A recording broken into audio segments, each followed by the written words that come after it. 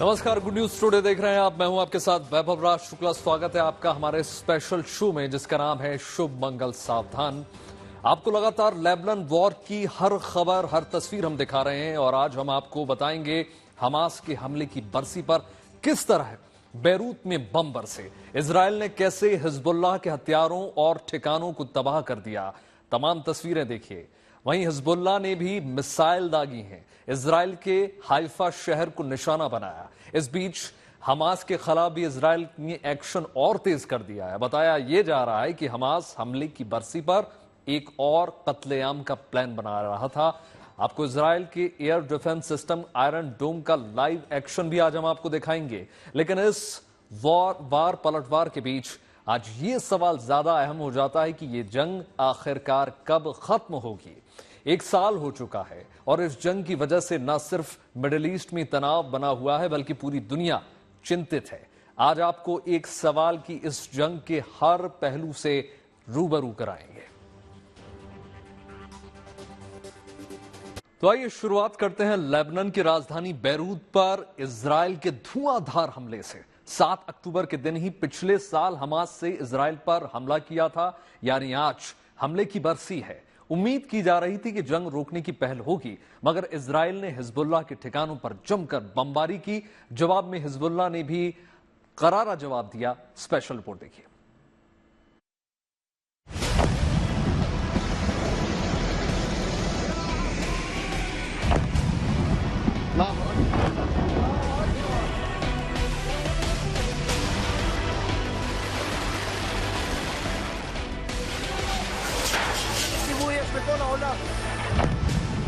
दो अलग शहर, एक इजराइल में दूसरा लेबनान में, पर दोनों में दहशत का माहौल। बैरूत के इस इलाके को इजरायली सेना की बमबारी ने तबाह किया है। तो वहीं इजराइल के हाइफा शहर में हिजबुल्लाह के रॉकेटों ने बर्बादी की दास्तां लिखी है। रविवार रात से वार पलटवार का सिलसिला तेज हो गया है। हिजबुल्लाह ने हाइफा में ताबड़तोड़ हमला करके रिहायशी इलाकों को थर्रा दिया है। इस समय मैं हाइफा के उस इलाके में हूं जहां बीती रात मध्य रात्रि यानी रात 12 बजे के पास एक नहीं एक के बाद एक कई रॉकेट आकर गिरे। और इस समय भी आप मेरे पीछे देख सकते हैं कि प्रशासन की पूरी कोशिश है कि वो इस इलाके को जल्द से जल्द साफ कर सके। मैं आपको ये इलाका दिखाता हूं जहां पर रॉकेट आकर गिरा। ये देखिए, अपने घरों से निकलकर लोग अभी भी देख रहे हैं वो इलाका जहां रॉकेट आकर गिरा है। इस इलाके को साफ करने का प्रयास किया जा रहा है। अगर आप चारों तरफ एक नजर घुमाइए तो ये बहुत ही एक घना बसा इलाका है, रिहायशी इलाका है, लोग यहाँ रहते हैं। ये देखिए, ये घरों को देखिए, अगर आप दीवारों को देखें तो दीवारों में कई निशान, छेद हो रखे हैं और वो दिखाता है कि कितना भीषण ये रॉकेट अटैक था। सोमवार की सुबह भी लेबनान से रॉकेट दागे गए। एक रॉकेट आबादी वाले इलाके में गिरा जिससे कारों में आग लग गई। हिजबुल्लाह के हमले और उसके बाद सायरन की आवाज से लोग अभ्यस्त हो गए। मगर ऐसे हमलों से इजराइल के तीसरे बड़े शहर हाइफा में डर का माहौल है। लेकिन इस पूरे क्षेत्र में तनाव बहुत ज्यादा है क्योंकि तीसरा बड़ा शहर है हाइफा इजराइल का। 1.1 मिलियन पीपल यानी 11 लाख की आबादी यहाँ रहती है। बहुत ही एफ्लुएंट लोग यहाँ, अमीर लोग रहते हैं क्योंकि एक पोर्ट सिटी भी है, ये एक ऑयल रिफाइनरी भी है, यहाँ पर गैस रिफाइनरी भी है। जैसे अगर भारत और हाइफा का कनेक्शन देखें तो फर्स्ट वर्ल्ड वॉर से लेकर जहाँ कैवलरी चार्ज जोधपुर लैंसर्स ने किया था यहाँ पर, तो तब से लेकर अब तक अगर देखें तो अडानी का पोर्ट यहाँ पर है, उनका इन्वेस्टमेंट यहाँ बहुत है। तो ये पूरा इलाका एक बहुत अमीरों का इलाका जिसको टारगेट किया हिजबुल्लाह के उन रॉकेट्स ने। हिजबुल्लाह का दावा है कि उसने इजरायली सैन्य अड्डे पर एक साथ 5 मिसाइल दागी है, जिसे रोकने में इजराइल का एयर डिफेंस सिस्टम नाकाम रहा। सेना जांच कर रही है कि एयर डिफेंस सिस्टम फेल कैसे हो गया। इस हमले में दर्जन भर से ज्यादा लोगों के जख्मी होने की खबर है।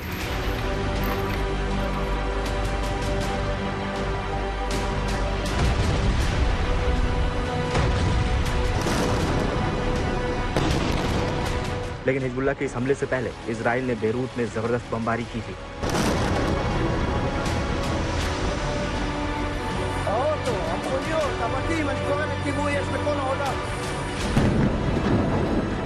दक्षिणी बेरूत के इलाके में ऐसी बमबारी हुई कि कई इमारतें जमींदोज हो गईं।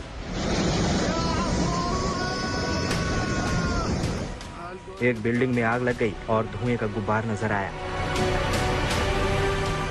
बिल्डिंग के सामने खड़ी गाड़ियां इस हमले के चपेट में आ गई। आप देख लीजिए, ये जो है कितने सारे वाहन जो हैं अभी कुछ घंटे पहले जो है इस एयर स्ट्राइक में यहाँ जो इजरायली वायुसेना की तरफ से हमला हुआ है, कितने घर जो हैं बर्बाद हो गए हैं उस एयर स्ट्राइक में। ये यहाँ पर 2 घर हैं, बिल्कुल पहाड़ के बीचों बीच है, जहां पर ये इजराइल की जो स्ट्राइक है उसमें जो है आप देख सकते हैं कितना क्षति पहुंची है। और अब क्योंकि यहाँ पर लोगों का कहना है कि वो यहाँ पर मौजूद नहीं थे, सिर्फ गाड़ियां यहाँ खड़ी थी, उसके बाद किस तरह से तबाही मची है, अब इस मलबे को यहाँ पर किसी हद तक हटाया जा रहा है। खबर है कि इजराइल ने पहले ही साउथ बेरूत को खाली कराने का मैसेज दे दिया था। उसके बाद ताबड़तोड़ 4 हवाई हमले किए गए। इस हमले में एक ही परिवार के 8 लोग मारे गए, करीब 1 दर्जन लोग जख्मी हो गए। इजराइल के इस हमले के बाद ही हिजबुल्लाह ने पलटवार किया और न सिर्फ हाइफा बल्कि इजराइल के तिबेरियस शहर पर भी हमला किया। हिजबुल्लाह का दावा है कि उसने इजराइल के कार्मेल मिलिट्री बेस को भी निशाना बनाया। सिर्फ रविवार को लेबनान से इजराइल पर 120 से ज्यादा रॉकेट दागे गए। हालांकि इनमें से ज्यादातर को इजराइल के एयर डिफेंस सिस्टम ने नाकाम कर दिया, फिर भी इजराइल को नुकसान हुआ है। लेबनान की ओर से हो रहे पलटवार के बावजूद इजराइल अपने इरादे पर अटल है। बेरूत ही नहीं बल्कि दक्षिणी लेबनान में हिजबुल्लाह के ठिकानों को तबाह करने के लिए मिशन लगातार जारी है। हालांकि जमीनी ऑपरेशन में भी हिजबुल्लाह घात लगाकर इजरायली सैनिकों पर हमला कर रहा है। हिजबुल्लाह के हमलों में लेबनान बॉर्डर पर एक इजरायली सैनिक की मौत हो गई, कई घायल भी हुए, मगर इजराइल रुकने के लिए तैयार नहीं। प्रधानमंत्री नेतन्याहू खुद सीमा पर सैनिकों से मिले, उनका मनोबल बढ़ाया। इजराइल इस वक्त कई मोर्चों पर उलझा हुआ है। हिजबुल्लाह ही नहीं बल्कि कई तरफ से उस पर हमला हो रहा है। ऐसे में जंग रोकने और शांति बहाल करने के लिए उस पर भी दबाव है।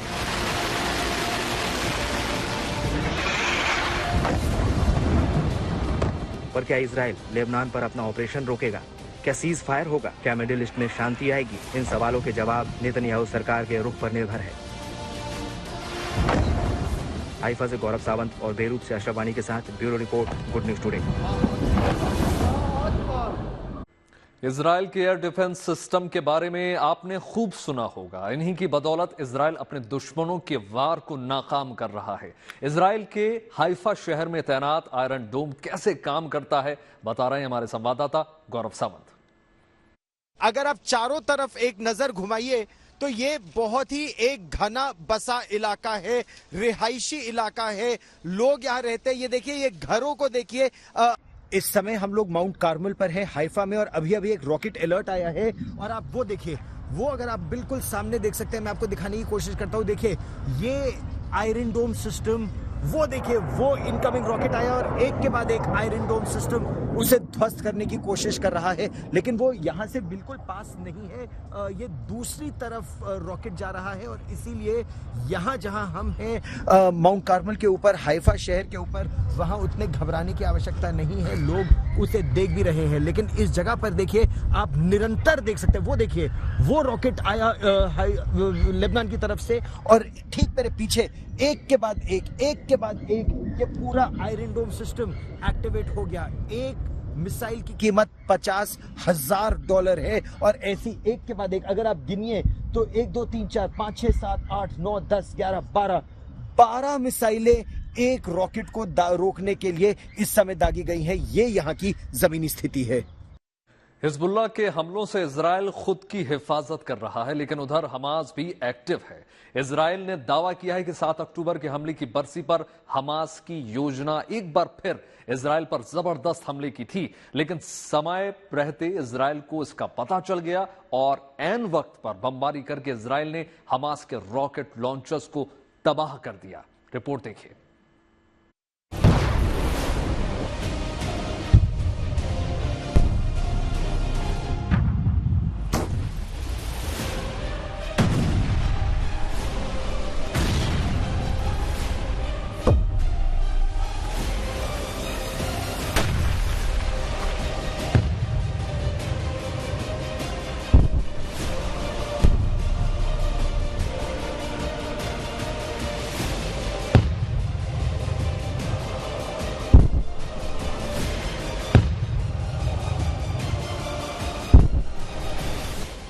स्ट्राइक, बमबारी, शमीदोज इमारतें और तबाही।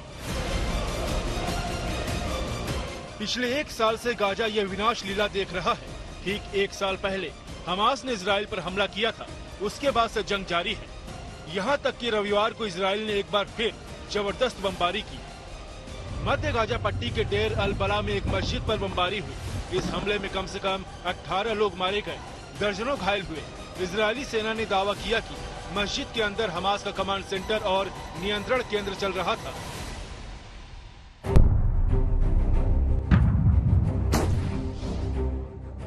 लेकिन गाजा पर हमले यही नहीं रुके। हमास पर एक बड़ा हमला तो इसके बाद हुआ।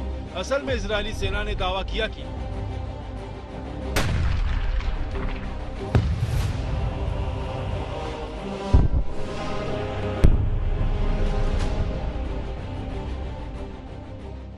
हमास के हमले की बरसी पर एक बड़ी साजिश रची गई थी। हमास ने एक बार फिर 7 अक्टूबर जैसे हमले का प्लान बनाया था। इसके तहत गाजा से रॉकेट की बौछार होने वाली थी।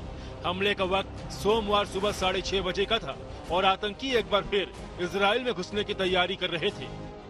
मगर वक्त रहते इजरायली एजेंसियों को इस साजिश का पता चल गया।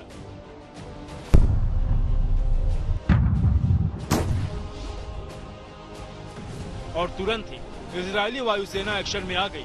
गाजा पर बमबारी करके हमास की साजिश को नाकाम कर दिया गया। माना जा रहा है कि अगर हमास अपने इरादे में कामयाब हो जाता तो इजराइल में फिर नरसंहार हो सकता था।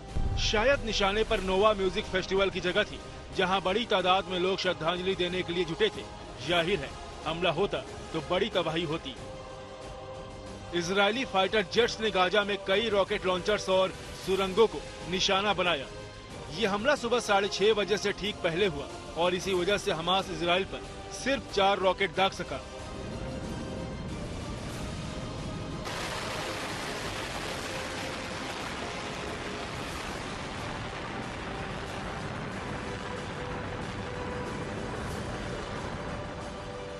यानी हमास की तैयारी तो जबरदस्त थी, मगर इजरायली एयरफोर्स ने उसकी तैयारियों पर पानी फेर दिया।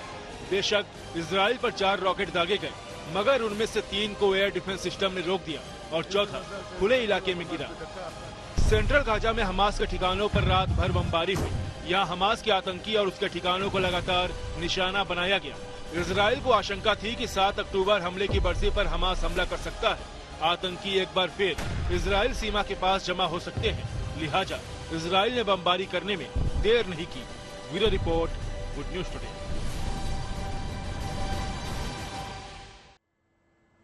सात अक्टूबर 2023 इजराइल के इतिहास में सबसे घातक दिन के रूप में दर्ज है।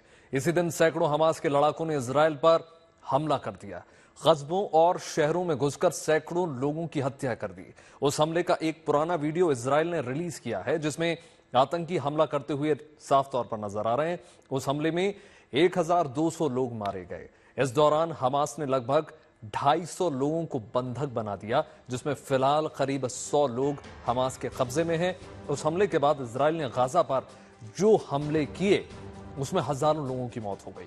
लगभग अनुमान है कि 42,000 फिलिस्तीनी मारे गए और 23 लाख से अधिक लोग विस्थापित हो गए। देखिए, हमास के आतंकी हमले से शुरू हुए इस युद्ध को आज 1 साल हो गए हैं, लेकिन हालात जस के तस हैं। ना तो हमास के साथ जंग का कोई फैसला हुआ और ना शांति हुई, बल्कि इस दौरान हालात और ज्यादा खराब होते चले गए। युद्ध की आंच गाजा से लेकर लेबनान तक, सीरिया से लेकर ईरान तक पहुंच चुकी है और इस वक्त इजराइल एक साथ 7 मोर्चों पर उलझा हुआ है। देखिए, लेबनान से हिजबुल्लाह और गाजा से हमास, ये देखिए मैप देखिए, आतंकी हर दिन हमले कर रहे हैं। ईरान ने उस पर 1 अक्टूबर को हमला किया। वेस्ट बैंक में उसकी फिलिस्तीनी आतंकी संगठन इस्लामिक जिहाद से जंग लगातार जारी है। यमन से हूती विद्रोही मिसाइल और ड्रोन से निशाना लगातार साध रहे हैं। इराक और सीरिया से शिया मिलिशिया उसे निशाना लगातार बना रहे हैं। जितने ज्यादा मोर्चे, उतनी ज्यादा चुनौतियां और उतना ही ज्यादा तनाव। इजराइल के करीब देश भी नहीं चाहते हैं कि ये जंग आगे बढ़े। शांति समझौते के लिए लगातार कोशिशें जारी हैं, दबाव बनाया जा रहा है। फ्रांस के राष्ट्रपति इमैनुअल मैक्रों ने इजराइल को हथियार देने पर पाबंदी लगाने की बात कही। इस पर नेतन्याहू भड़क गए। हालांकि मैक्रों ने नेतन्याहू से फोन पर बातचीत की और कहा कि वो इजराइल के साथ लगातार खड़े हुए हैं। And we're fighting against Iran, which last week fired over 200 ballistic missiles directly at Israel, and which stands behind the seven-front war against Israel. As Israel fights the forces of barbarism led by Iran, all civilized countries should be standing firmly by Israel's side. Yet President Macron and some other Western leaders are now calling for an arms embargo against Israel. Shame on them. Is Iran imposing an arms embargo on Hezbollah, on the Houthis? देखिए, Israel ने पिछले एक साल में अलग अलग मोर्चों पर हो रही इस जंग में बड़ी कीमत चुकाई है। इजरायली डिफेंस फोर्स ने जो आंकड़े दिए हैं उसके मुताबिक अगर हम नजर डालें तो पिछले एक साल में इजराइल पर 26,000 से ज्यादा मिसाइल्स, रॉकेट और ड्रोन दागे गए हैं। ये हमले जो हैं गाजा, लेबनान, सीरिया, हूती और ईरान की तरफ से किए गए। इसमें इराक की तरफ से कितने हमले हुए इसकी पुख्ता जानकारी नहीं दी गई, लेकिन ऑपरेशन करते हुए इजरायली सेना ने हमास और हिजबुल्लाह को भी भारी नुकसान पहुंचाया। आंकड़ों के मुताबिक अगर हम नजर डालें तो आईडीएफ ने गाजा पट्टी में लगभग 17,000 हमास मेंबर्स को मार दिया है और इजराइल में भी 1,000 आतंकियों को मारा गिराया है। लेकिन इजराइल पर हुए हमले में अब तक 728 सैनिकों की मौत हो चुकी है, वहीं 4,576 सैनिक घायल हुए। देखिए, इसी तरह बहुत कम दिनों में हिजबुल्लाह को भी बड़ी चोट पहुंची है।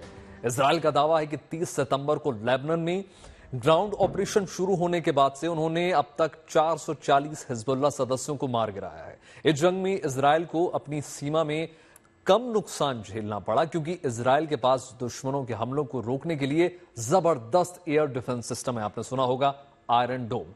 डेविड स्लिंग और एरो बखूबी मिसाइल और रॉकेट्स को रोक रहे हैं, लेकिन आयरन डोम जैसे डिफेंस सिस्टम की कीमत बहुत ज्यादा होती है। स्थिति यह है कि हिजबुल्लाह की $300 की मिसाइल मार गिराने के लिए इजराइल को आयरन डोम की $1.5 लाख वाली मिसाइल दागनी पड़ती है। इजराइल के लिए यह महंगा सौदा है और इसीलिए इजराइल के दोस्त उसे सीज फायर की सलाह दे रहे हैं, लेकिन नेतन्याहू इसके लिए अब तैयार नहीं है। वो हमास और हिजबुल्लाह की नहीं बल्कि ईरान से भी बदला लेने की सोच रहे हैं। तो फिलहाल इस विशेष कार्यक्रम में इतना ही। देश और दुनिया की तमाम पॉजिटिव खबरों के लिए जुड़े रहिए गुड न्यूज टुडे के साथ। मुझे दीजिए इजाजत। नमस्कार।